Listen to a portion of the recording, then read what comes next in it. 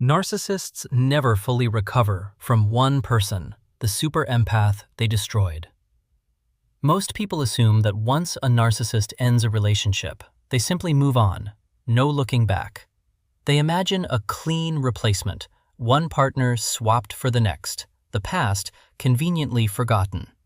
And on the surface, that's exactly what it looks like. The narcissist appears happy, confident, completely unbothered by the damage they caused. But here's what most people don't understand. There is one type of person a narcissist never truly gets over, and that's the super empath they underestimated, used, and ultimately destroyed. A super empath isn't like the average person a narcissist encounters. They carry deep compassion, sharp emotional intelligence, and an almost unnatural patience. While most people walk away after the first real red flag, the super empath stays, not out of weakness, but because they genuinely believe people can change. They see potential where everyone else sees dysfunction. They see wounds where everyone else sees cruelty. And that's exactly what makes them the narcissist's favorite source of supply. In the beginning, the narcissist feels powerful around them, admired, understood, forgiven, without ever having to earn it. Every mistake gets excused. Every conflict gets smoothed over. Every time the narcissist pulls away, the super empath leans in harder to reconnect. It feels like an endless well of emotional fuel that could never possibly run dry. But even the strongest empath has a limit, and there's a moment, quiet but absolute, when the super empath finally sees the relationship for exactly what it is. They stop listening to the words and start watching the actions. They stop excusing the behavior that keeps hurting them. They stop calling manipulation love. This shift doesn't happen overnight, but once it happens, nothing is ever the same again.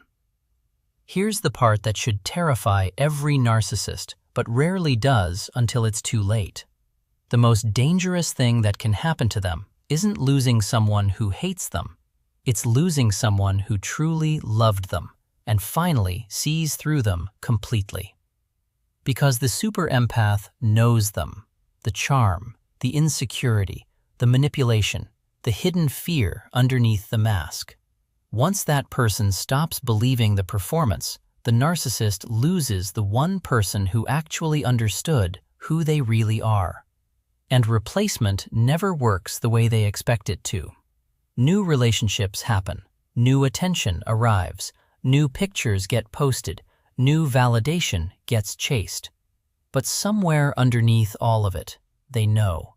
Most people can be controlled for a while. The super empath connected on a level almost nobody else ever could, and that depth is nearly impossible to recreate.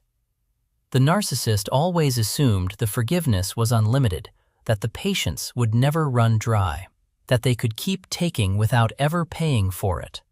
That assumption becomes their biggest mistake, because when a super empath finally walks away, emotionally, not just physically, they don't leave as the same person who walked in.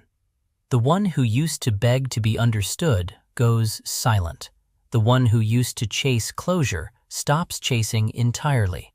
The one who used to fight for the relationship starts pouring all of that energy back into themselves. And that transformation is something a narcissist simply cannot control. Narcissists are used to power, used to being the center of someone's emotional universe, used to knowing they can return whenever they need attention or reassurance, and the door will still be open. But when a super empath heals, really heals, that door closes. And for a narcissist, that's one of the most unbearable realities there is. So many of them keep checking, sometimes directly, a message, a sudden reappearance, sometimes quietly through social media, mutual friends, subtle ways of staying informed. They want to know one thing: are you still thinking about me? Do I still matter to you? And what they usually find is the one answer they never expected. The super empath isn't waiting anymore, isn't chasing validation anymore. isn't trapped in the cycle that once controlled them. And that discovery cuts deeper than almost anything else, straight into the narcissist's ego. The real irony? Narcissists destroy the exact people they needed the most. Loyalty, understanding, emotional depth, genuine care. None of that can be manufactured or easily found again. But they were so consumed with control that they never appreciated what they had until it was already gone. And over time, the comparisons start haunting them.